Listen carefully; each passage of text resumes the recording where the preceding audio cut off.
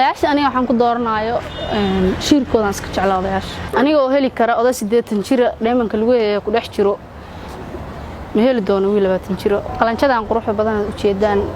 xoolaheeda waxa iska leenin oday oo 80 jir fadlan muuqaalka ii sheer garay galmudug waxa iska soo daba dhacaya dhacdooyinka cajiibka ah ee laga soo warinayay deegaanadaasi haddii aad maqli jirtay gabar lagu qasbay oday ama nin da ah in ay guursato daawada waxaan hadda ku hayaa gabar iyadu dalbanaysa nin da ahaan ka weyn oo ciroolo ah si ay nolosha ula qaybsato gabdhaha hadda muuqaalkan daawanaya aniga waxay ila tahay inaan ka aqli badanahay sababtoo ayka habeen walba dhooc 20 jir la hadlaan oo ciyaalsiya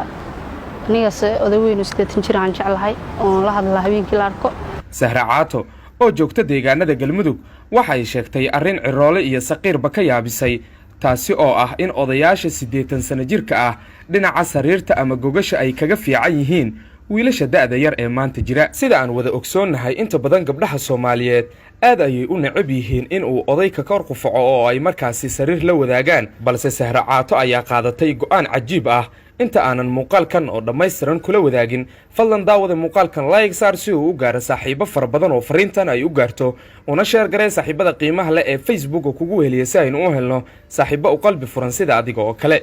ilaa aan shaqaansiga bilaabay ilaa hadda waxaan jeclahay inaan oday 80 jir aan guursado oo nolol la wadaago waana la wadaagi doonaa insha Allah rajaynayo aniga jimco walba odayga 80 sano jir waan wada lahaay beer dalxiisan tagi lahayn sawiraan soo wada gali lahayn aniga odayga 80 sano jir hadii aan guursado magaalada afkas waa qacanta ku dhigan la mar la saash hadii soo fiiriyaan waxa ay galaniga dad qof walba jaasilani odag 80 jirkaan jeclaa macnahay Sahra Caato oo ku nool deegaanada galmudug ayaa sheegtay in aanay doonayn guursanayna nin da'diisa ka hooseysa 80 sano waa arrin la yaab leh waxay sheegtay in wiilasha yaryar aanay jacayl iyo naxariis waxba ka aqoon oo ay iyadu si gaar ah uga hesho odayaasha waaweyn ee ciroolayaasha ah iyadoo xustay in odayaasha ay shirkooda jeceshahay magacay waa Sahra Kuweyn waxaan joogaa degmada Gurceel waxaan gabadh ugu caateysan degmada Gurceel mustaqbalka waxaan jeclaan lahay nin oday 80 jir inaan guursado aniga odayaashu way naxariis badan yihiin dhan walba way ku fiican yihiin odayaashu wax karad waaye dhooc 20 jir aanay ugu faca mudoonayo Soomaalida hore wuxuu ugu mahmaaday naag ninkii dhali kara dhaqi kara halka odaga 80 jirka kama suurtagelayso inuu inta ku soo waco oo ku dhaho naaskaada ay tusi iyo kilkiladaada ay tusi iyo futadaada ay tusi kama suurtagelayso laakiin wiilka 20 jirka inta ku soo waco wuxuu ku leeyahay asagoon xitaa wax wajiga ka leeyaan la arkin naasahaada ay tusi iyo video ii soo diray horta badan dadku waxay dhahaan odayaashu dhanka sariirta kuma fiicna balse aniga waxaan aaminsanahay odayaasha dhanka sariirta boqolkiiba boqol way ku wanaagsan yihiin aniga odagaan jeclahay ilaa 8 saac waan wada hadalnaa sababtoo ay taan waan is jecelnahay anigana waan jeclahay isagana waan jecel yahay